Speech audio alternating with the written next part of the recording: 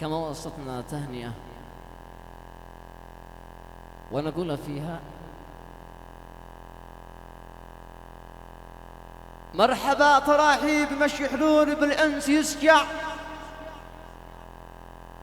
وعد قطرات غيثه من نزون السحابة ترحيب شامل وكامل ذي به الكل يسمع بالضيف ذي جاء وشرف عرسنا مرحبا به يرحب على الراس مثل التاج لؤلؤ ومرصع يا ضيف لك عندنا قيمة وروحك مهابة توفيق يا دار الجايفي يا حصن تباع أعلن فرح أخي توفيق شاب وأفضل شبابه توفيق شقيقي ومهجة خاطري قد شعشع كالبدر ذي لاح في الليلة الدجى يصطضابه مبروك يا حيت الكرار والأخ الأروع والضيف يرحب على راسي ويا مرحبا به ختام قولي صلاتي على النبي المشفع والآل أهل التقى والطهر ثم الصحابة ما الطير غرد على الأغصان بالألحان يسجع بألبان والدان والطاسة وصوت الربابة هذه الثانية والترحيب من المملكة العربية السعودية إلى أخي ورزق ظهري مقدمة من أخوك صطام شقيق ظهرك كما هي من جميع الأهل وصح الله لسانه أخ صطام وأهلا وسهلا بالجميع فوق العين وفوق الراس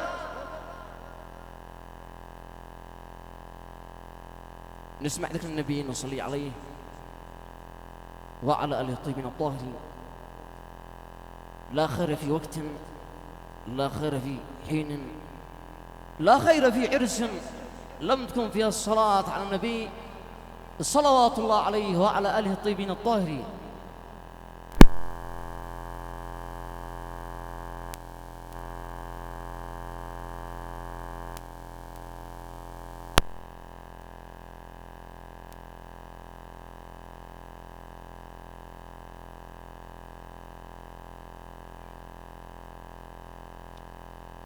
صلوات الله على رسول الله وعلى آله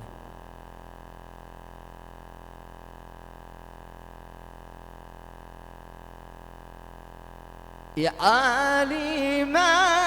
السر منا يهب لنا ما نروم ونال ارتجيك يا رجال سائلين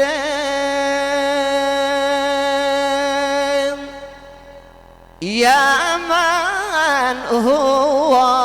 الله حي غير فاني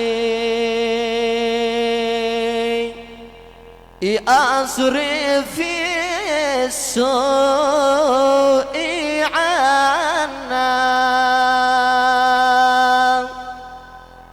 بالنبي التقي ظهر ختام الأنبياء والمرسلين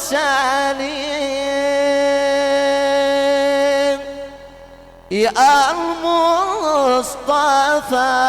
المجتبى مكي اليماني صلى عليها الودود والآل ما ضرعوا المصطفى المجتبى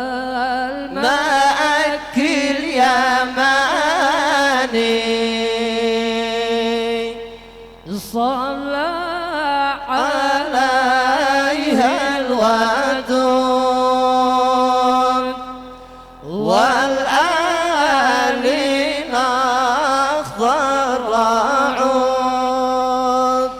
على الناس